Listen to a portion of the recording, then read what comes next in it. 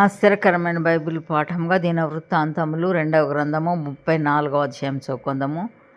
యోషియా ఏలనారంభించినప్పుడు 8 ఏళ్ల వాడై యెరూషలేములో 31 సంవత్సరములు ఏలెను. అతడు యెహోవా దృష్టికి నీతిని అనుసరించుచు కుడికైనను ఎడమకైనను తొలగకుండా తన పితరుడైన దావీదు చూపిన ప్రవర్తనకు సరిగా ప్రవర్తించెను. తన ఏలుబడియందు 8వ సంవత్సరమున తానింకను బాలుడై ఉండగానే అతడు తన పితరుడైన దావీదు యొక్క దేవుని యొద్ద విచారించుటకు పూనుకొనినవాడై 12వ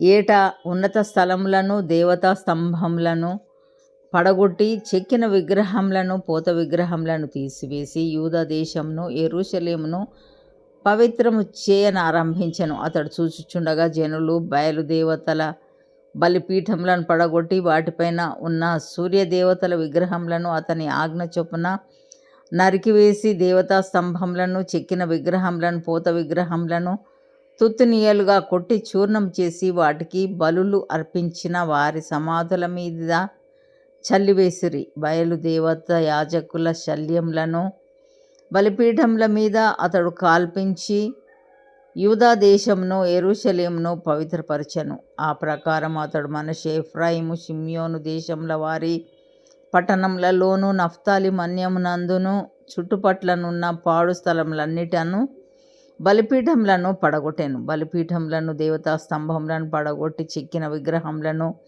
చూర్ణం చేసి ఇశ్రాయేలీల దేశమంతటనున్న సూర్యదేవత విగ్రహములన్నిటినీ నరికి వేసి అతడు యెరూషలేమునకు తిరిగి వచ్చెను. అతని ఏలుబడి యందు 18వ సంవత్సరమున దేశమును మందిరమును పవిత్రపరచుట అయిన తరువాత అతడు అజల్య కుమారుడైన షాఫానును పట్టణాధిపతి అయిన మయషేయాను రాజ్యపు దస్తావేజుల మీదనున్న యోవాహాజు కుమారుడగు యోవాహును తన దేవుడైన యెహోవా మందిరమును బాగు చేయుటకై పంపెను. వారు ప్రధాన యాజకుడైన హిల్కీయా యొద్దకు వచ్చి ద్వారపాలకులైన లేవీయులు, మనష్షే, ఎఫ్రాయిమీయుల దేశముల యందు ఇశ్రాయేలు వారిలో శేషించియున్న వారందరి యొద్ద నుండి యూదా బెన్యామీనీయులందరి యొద్ద నుండి కూర్చి దేవుని మందిరంలోనికి తీసుకొని వచ్చిన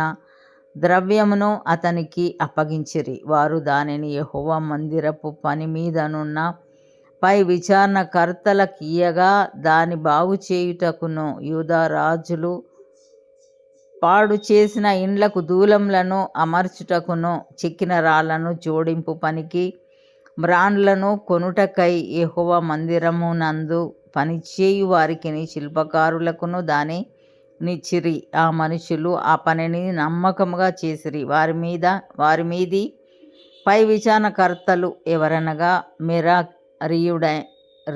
మెరారీయులైన లేవీయులగు యాహతు, ఓబద్యా అనువారును పని నడిపించుటకు ఏర్పడిన కహతీయులగు జెకర్యా, మెషుల్లాము అనువారును లేవీయులలో వాద్య ప్రవీణులైన వారు వారితో కూడా ఉండిరి. మరియు బరువులు మోయు వారి మీదను ప్రతి విధమైన పని జరిగించు వారి మీదను ఆ లేవీయులు పై విచారణకర్తలుగా నియమింపబడిరి. మరియు లేవీయులలో లేఖకులను, పరిచారకులను, ద్వారపాలకులునైన వారు ఆయా పనుల మీద నియమింపబడిరి. యెహోవా మందిరములోనికి తేబడిన ద్రవ్యమును బయటికి తీసుకొని వచ్చినప్పుడు మోషే ద్వారా యెహోవా దయచేసిన ధర్మ శాస్త్రము గల గ్రంథము యాజకుడైన హిల్కీయాకు కనబడెను. అప్పుడు హిల్కీయా, యెహోవా మందిరమందు ధర్మశాస్త్రం గల గ్రంథము నాకు దొరికినని శాస్త్రియగు షాఫానుతో చెప్పి ఈ గ్రంథమును షాఫానుకు అప్పగించెను.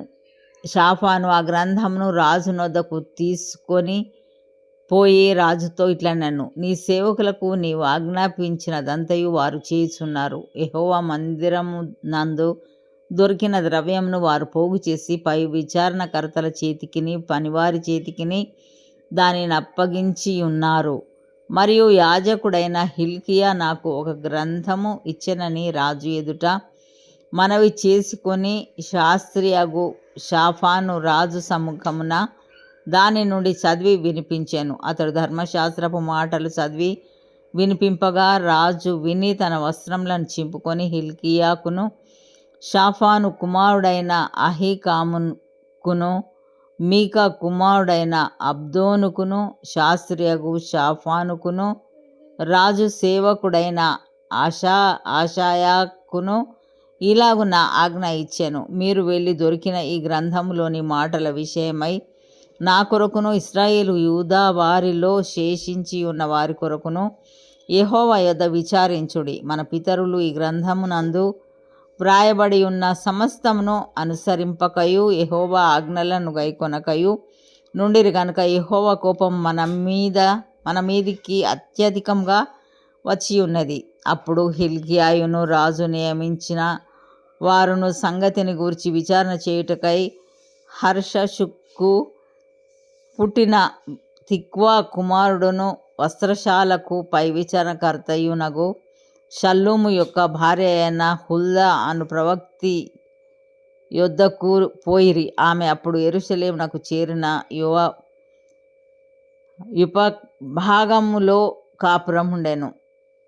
వారు ఆమెతో సంగతి చెప్పగా ఆమె వారితో ఇట్లా నేను ఇశ్రాయేలీల దేవుడైన యెహోవా సెలవిచ్చినదేమనగా ఆలకించుడి. నేను ఈ స్థలం మీదికిని దాని కాపురస్తుల మీదికిని యూదారాజు సముఖమున చదివి వినిపింపబడిన గ్రంథమునందు వ్రాయబడి ఉన్న శాపములన్నిటినీ రప్పించెదను. వారు నన్ను విసర్జించి ఇతర దేవతలకు ధూపము వేసి తమ చేతి పనుల వలన నాకు కోపం పుట్టించి ఉన్నారు గనుక నా కోపము ఈ స్థలం మీద మితి లేకుండా కుమ్మరింపబడును. నా యొద్దకు మిమ్మును పంపిన వానికి ఈ వార్త తెలుపుడి. మరియు యెహోవా యొద్ద విచారించుడని మిమ్మును పంపిన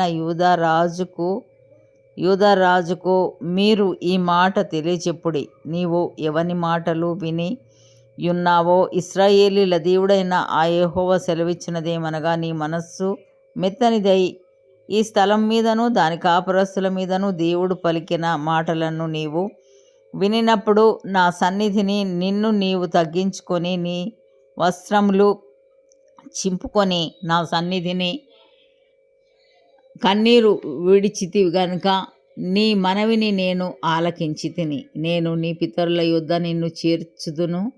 నెమ్మది గలవాడవై నీవు నీ సమాధిలోనికి చేర్చబడదువు. ఈ స్థలము మీదికిని దాని కాపురస్తుల మీదికిని నేను రప్పించు అపాయము నీవు కన్నులారా చూడవు. వారు రాజునొద్దకు ఈ వర్తమానం తీసుకొని రాగా రాజు యూదా యెరూషలేములోని పెద్దలనందరినీ పిలువనంపించి వారిని సమకూర్చెను. రాజును యూదా వారందరూ యెరూషలేము కాపురస్తులను యాజకులను లేవీయులను జనులలో పిన్న పెద్దలందరూ యెహోవా మందిరమునకు రాగా యెహోవా మందిరమందు దొరికిన నిబంధన గ్రంథపు మాటలన్నీ వారికి వినిపింపబడెను. పిమ్మట రాజు తన స్థలమందు నిలవబడి నేను యెహోవాను అనుసరించుచు ఆయన ఇచ్చిన ఆజ్ఞలను శాసనములను కట్టడలను పూర్ణ మనస్సుతోనూ పూర్ణ హృదయంతోనూ గైకొనుచు ఈ గ్రంథమందు వ్రాయబడిన నిబంధన మాటల ప్రకారంగా ప్రవర్తించుదునని యెహోవా సన్నిధిని నిబంధన చేసుకొనెను. మరియు అతడు యెరూషలేమునందున్న వారినందరినీ బెన్యామీనీయులనందరినీ అట్టి నిబంధనకు ఒప్పుకొన చేసెను గనుక యెరూషలేము కాపురస్తులు తమ పితరుల దేవుడైన దేవుని నిబంధన ప్రకారము ప్రవర్తించిరి. మరియు యోషియా ఇశ్రాయేలీలకు చెందిన దేశములన్నిటిలో నుండి హేయమైన విగ్రహములన్నిటినీ తీసివేసి ఇశ్రాయేలీలందరూ తమ దేవుడైన యెహోవాను సేవించినట్లు చేసెను. అతని దినములన్నీ వారు తమ పితరుల దేవుడైన యెహోవాను అనుసరించుట మానలేదు. ఇంతటితో ఈ దినం కొరకైన బైబిల్ పాఠము సరి.